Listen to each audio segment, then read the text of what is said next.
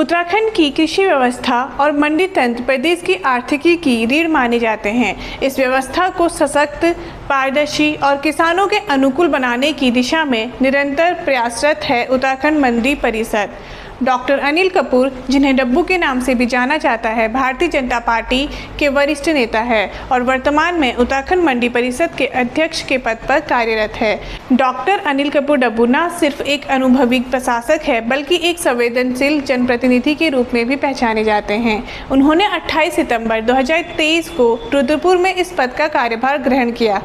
अध्यक्ष पद संभालने के बाद डॉक्टर डब्बू ने मंडी परिषद की आय बढ़ाने और किसानों को अधिक लाभ पहुंचाने के लिए कई कदम उठाए हैं। उन्होंने अधिकारियों को चेतावनी दी है, यदि मंडियों का राजस्व नहीं बढ़ाया गया तो उन्हें निजी हाथों में देने पर विचार किया जाएगा। इसके अलावा उन्होंने मंडी परिषद की अनुपयोगी संपत्तियों का उपयोग आय बढ़ाने के लिए करने की योजना बनाई है।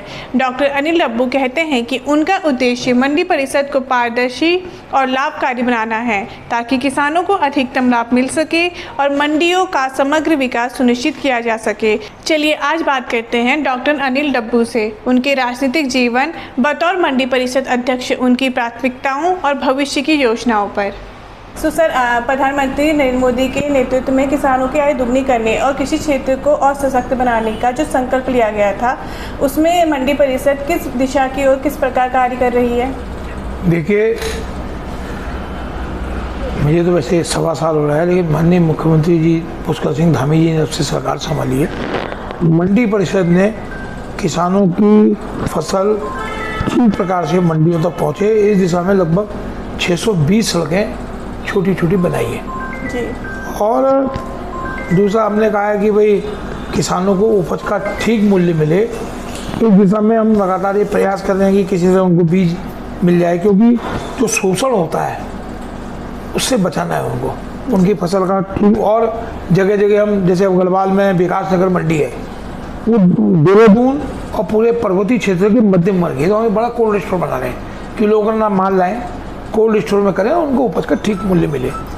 और इसी प्रकार हमने कहा है कि हम ड्रोन खरीदने की बात कर रहे हैं कि किसान के घर से रोड तक 50 किलो का ड्रोन हो जाए, 50 किलो माल उड़ जाए, तो घर से हम 4-5 चक्कर लगाए तो उसको सुविधा मिल जाएगी। जब सुविधा मिलेगी तो निश्चित रूप से उसको फसल का उपज का दाम भी मिलेगा, और इस दिशा में मैं लगातार काम कर रहा हूँ। वन नेशन वन मार्केट की जो संकल्पना थी, उसके तहत जो इनाम, जो सारी देश भर की सारी मंडियां हैं, उनको इनाम प्लेटफॉर्म से जोड़ने का जो प्रयास किया गया था, उसमें जो मंडी परिषद है वो किस, मतलब कहाँ तक पहुँच पाई है, कितनी प्रगति हो पाई है उत्तराखंड में? देखिए, इनाम का काम चल रहा है जी, लेकिन क्या है कि जब से मैं, क्योंकि इससे पहले हमारे अध्यक्ष हो सकता है बहुत से उनका विभाग रहते हो, समय न दे पाते हो, लेकिन मैं पूरी तरह लगातार डिवोटेड होकर काम कर रहा हूँ। और इनाम के माध्यम से मैंने जगह जगह कहा है कि भाई इनाम के माध्यम से जो किसानों को पूरे रेटों का पता चलता है, चीज़ों का पता चलता है, ऐसी ग्रेडिंग कि किस फसल का कितना रेट मिलना चाहिए, ग्रेडिंग के आधार पर उनको मूल्य मिले।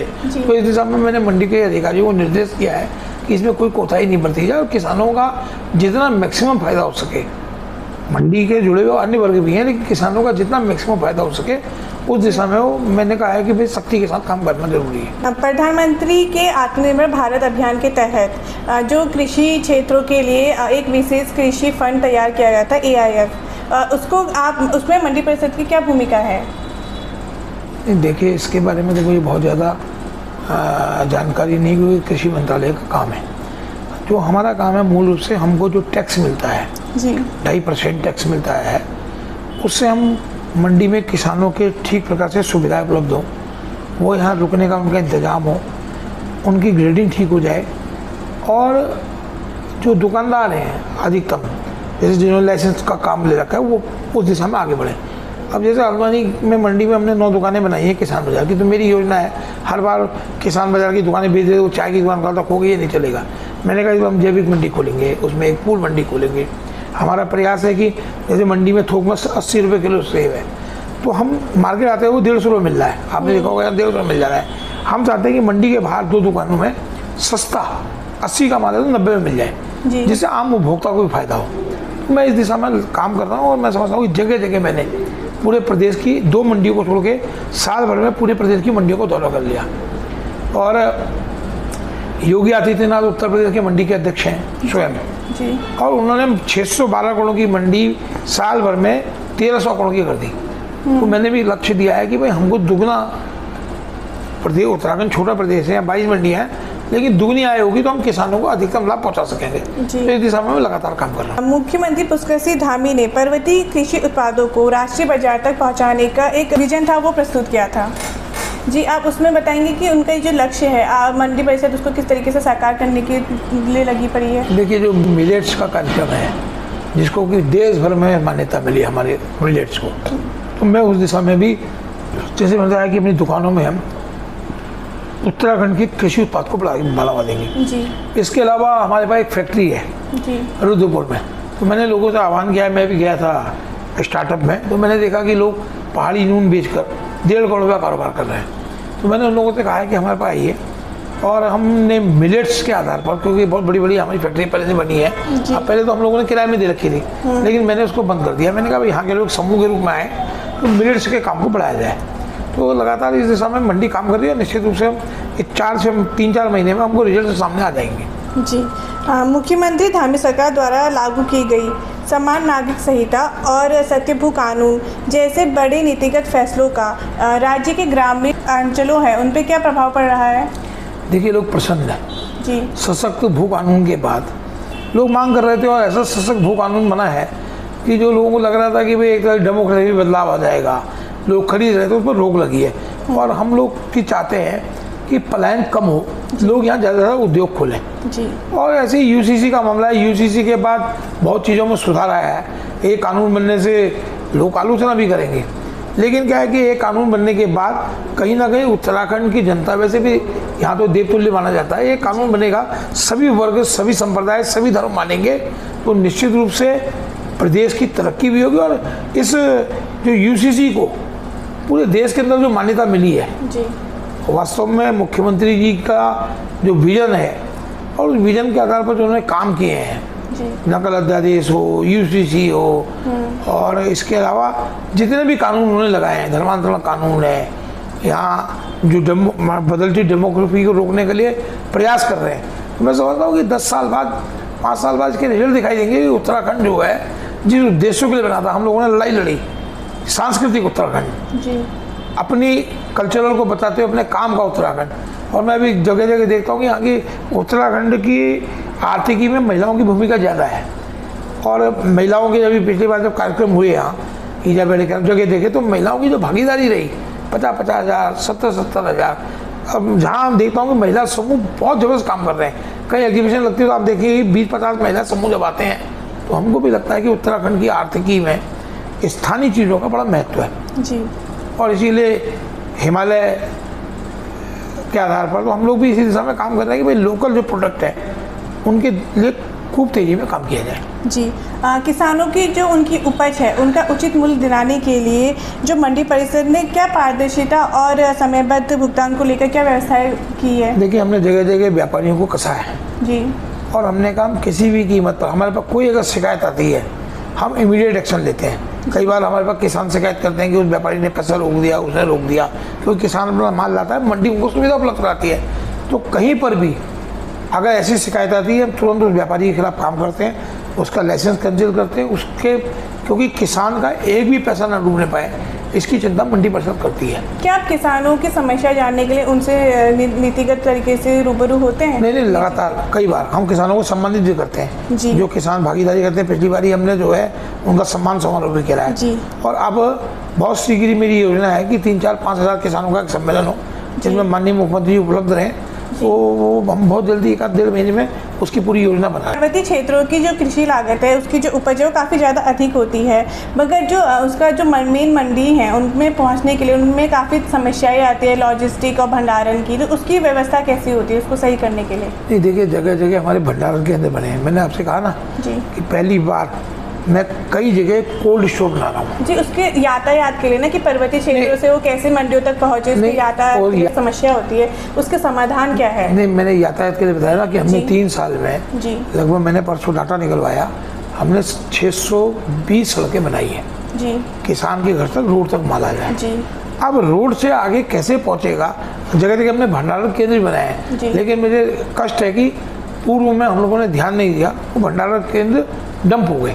हमने एक थल में मंडी बनाई। अब आपको बताऊं कि अभी तक वो चल नहीं रही है, 4 साल हो गए। अगस्त में मंडी बनाई, इन्हें कब्जा कर दिया। तो मैं लगातार पहाड़ों में ऐसी उप मंडियों का भी मैंने निरीक्षण किया है और मैं अधिकारियों से संपर्क में हूँ, अपने कमिश्नरों से दोनों संपर्क में हूँ कि कैसे वो मंडी हमको मिल जाए और उसका उपयोग हो। तो इस दिशा में लगातार काम हो रहा है और हम इस योजना में सफल हो गए। जी, क्या मंडी परिषद जैविक उत्पादों और बागवानी फसलों को बढ़ावा देने के लिए कोई विशेष नीति लेकर आई है? जी हाँ, निश्चित रूप से जैविक फसलों को स्टार्टअप के लिए हमने कहा है कि कोई स्टार्टअप लगाएगा। मंडी परिषद हमने एक बार बोर्ड में पास किया, 30 लाख रुपए देगा स्टार्टअप को। ऐसी जैविक मंडी की दिशा में हम प्रयास कर रहे हैं। जैसा अभी आपको मैंने पूर्व बताया कि जो हम अपनी दुकानें बना रहे हैं किसान बाजार की, पहले ऑक्शन कर देते थे। ऑक्शन में पता लगा मैंने ली, मैं अपनी चाय की दुकान, फल की दुकान, ये नहीं चलेगा। मैंने कहा मंडी की दुकानें मंडी के सामान के उपयोग में आएंगी। और इसी प्रकार हम रुद्रपुर के अंदर 12 फैक्ट्रियाँ लगा रहे हैं, 150 दुकानें बना रहे हैं और आज हम किराए में देते थे। अब उसमें क्या है कि जो फैक्ट्रियाँ हैं वो किसानों का A grade, B grade, C grade के माल की फैक्ट्रियाँ बनेंगी। तो जिससे कि किसानों को उपज का लाभ मूल्य भी मिलेगा, लोगों को रोजगार भी प्राप्त होगा और हमारा जो ब्रांड है वो देश विदेश में बिकेगा भी। जी, मंडी परिसरों का आधुनिकीकरण, व्यापारी लाइसेंस प्रणाली में सुधार और किसानों की सीधी भागीदारी के लिए को सुनिश्चित करने के लिए किन नीतिगत सुधारों की योजना बनाई गई है मंडी परिषद द्वारा? मंडियों में ठीक प्रकार सड़कें हों, मंडियों में किसानों के लिए ठीक प्रकार ठहरने की व्यवस्था हो, मंडियों में ठीक प्रकार उनकी ग्रेडिंग हो जाए, उनकी उपज का मूल्य मिल जाए और जो मंडी के व्यापारी हैं उनको सुविधाजनक स्थिति मिले, क्योंकि वो ज़रूरत है। क्योंकि किसान जब माल लाता है तो उसको एक सुविधा मिलनी चाहिए कि वहाँ चबूतरे हैं, चबूतरे में अपना सामान रखे, वहाँ ग्रेडिंग करे। और जो पुरानी व्यवस्था थी कि भाई किसान को ठीक प्रकार लाभ मिले, यानी कि उनका शोषण हो जाए। कई बार क्या होता है, मैंने देखा कई जगह व्यापारी क्या करते हैं, शुरू में किसानों को बीज वगैरह दे देते हैं और बहुत कम पैसे में माल ले लेते हैं। मैंने कहा व्यवस्था बंद करो, किसानों को सरकार लोन दे रही है, कृषि ऋण दे रही है, इसके आधार पर किसान अगर बात करेंगे तो निश्चित उपज का मूल्य ठीक मिलेगा और हम इस दिशा में काम कर रहे हैं। जी, क्या मंडी परिषद राज्य सरकार के न्यूनतम समर्थन मूल्य MSP को लेकर जो कार्यक्रम है उनके साथ समन्वय करके जो किसानों को अत्यधिक लाभ करने के लिए क्या कार्य कर रही है? क्या निश्चित रूप से जो किसानों का न्यूनतम समर्थन मूल्य मंडी में कोई भी उससे नीचे काम नहीं करता। हमको जैसे ही पता लगता है कहीं ऐसी कुछ चिंता होती है तो हमारे अधिकारी तुरंत छापा मारते हैं। जो सरकार ने न्यूनतम मूल्य तय कर रखा है, हम चाहते हैं उससे भी अधिक किसानों को पैसा मिले। और कई बार कोई शिकायत आती है, कहीं कोई गड़बड़ी की शिकायत है, हमारे अधिकारी जाते हैं, हमने आदेश कर रखा है कि भाई ऐसे में फिर तुरंत छापा मारिए और जो भी किसानों का बिचौलिया शोषण कर रहा है उसके खिलाफ कानूनी कार्रवाई की जाएगी। जी, आपने वर्षों तक सामाजिक और राजनीतिक भूमिका निभाई है, आप हमेशा उसमें सक्रिय रहे हैं। विधानसभा चुनाव आने वाले हैं, उसके लिए आप कोई देख रहे हैं भविष्य में?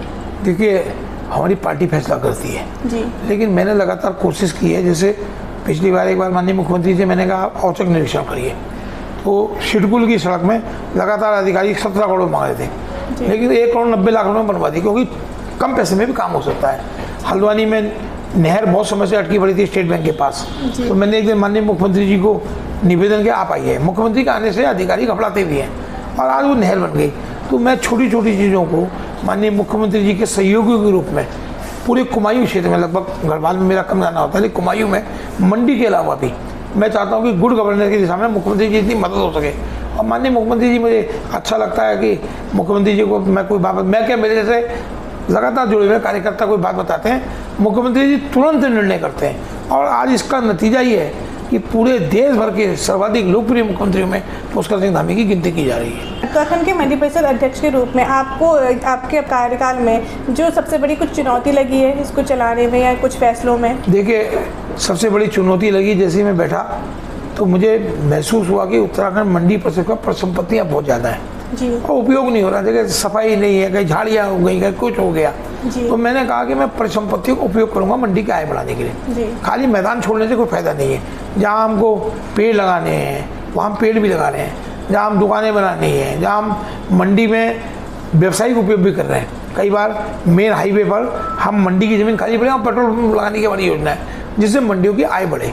अब रुद्रपुर की मंडी है जहाँ हमारे पास एक ज़मीन खाली थी, वहाँ 10 लाख रुपये साल मतलब इनकम होती थी। आज हमने योजना बनाई 6 से 7 करोड़ रुपए इनकम हो। रामनगर में इंक्रोचमेंट हम हटाया, मैंने अपनी मंडी जगह अधिकारी जगह इंक्रोचमेंट हटाई है, सदुपयोग करिए चीज़ों का। अब रामनगर में हम दुकानें बना रहे हैं, किसान बाजार बना रहे हैं, तो कहीं ना कहीं उससे आय बढ़ेगी मंडी की।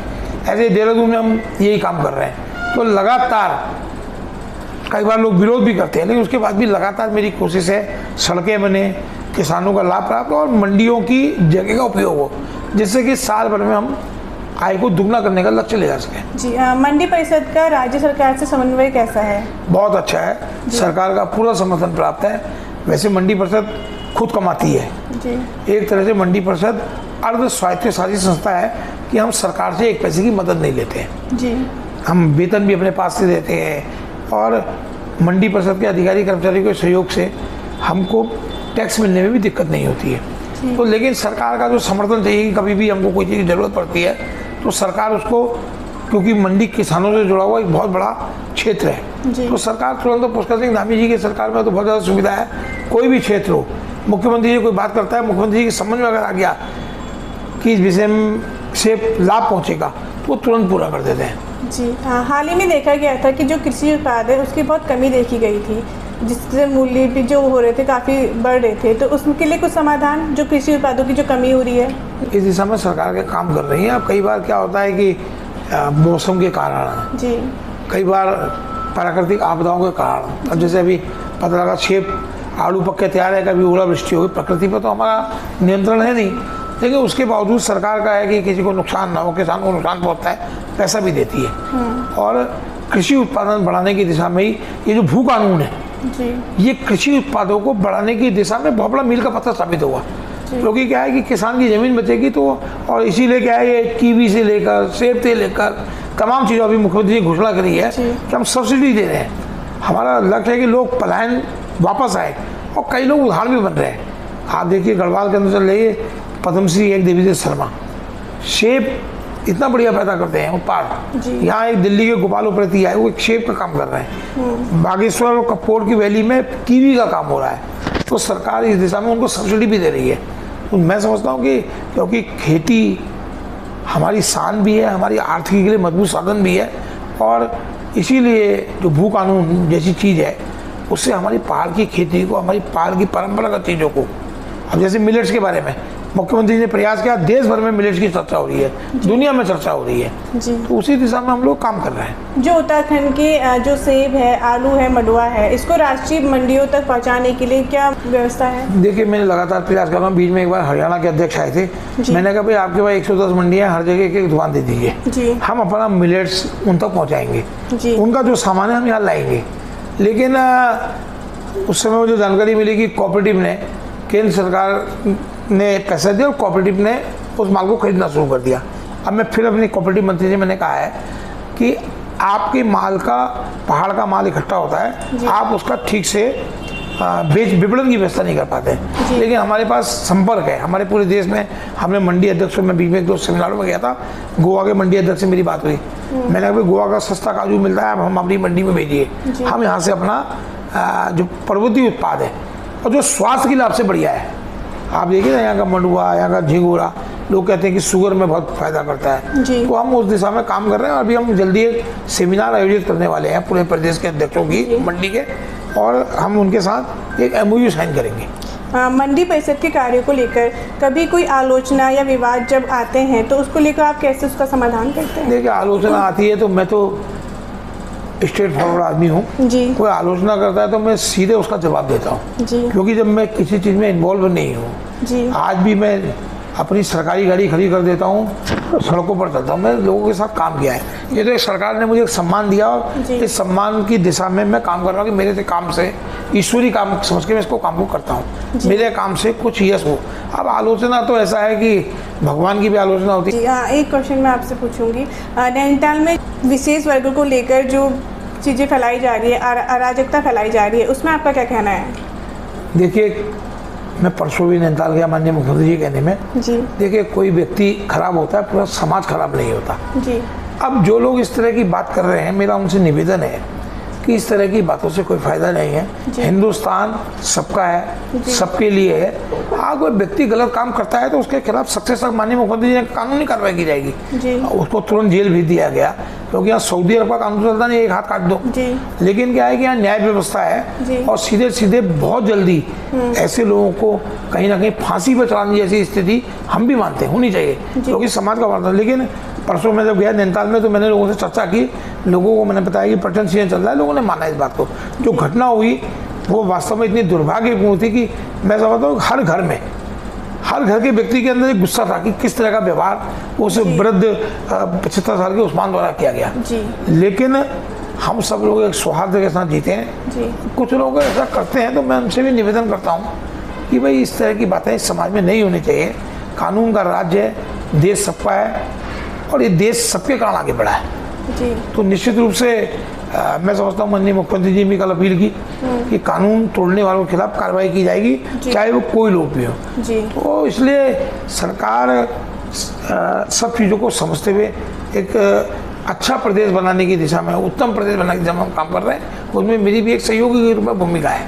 जी, ठीक है, धन्यवाद। धन्यवाद। डॉक्टर अनिल कपूर डब्बू के साथ यह संवाद न सिर्फ मंडी परिषद की कार्यप्रणाली को समझने का अवसर रहा, बल्कि यह भी स्पष्ट हुआ कि यदि नीति निर्माण में दूरदृष्टि और धरातली समझ हो तो बदलाव संभव है। किसानों की आय बढ़ाने, मंडी ढांचे को सुदृढ़ करने और पारदर्शिता सुनिश्चित करने की दिशा में उनके प्रयास निश्चित रूप से भविष्य में सकारात्मक परिणाम देंगे।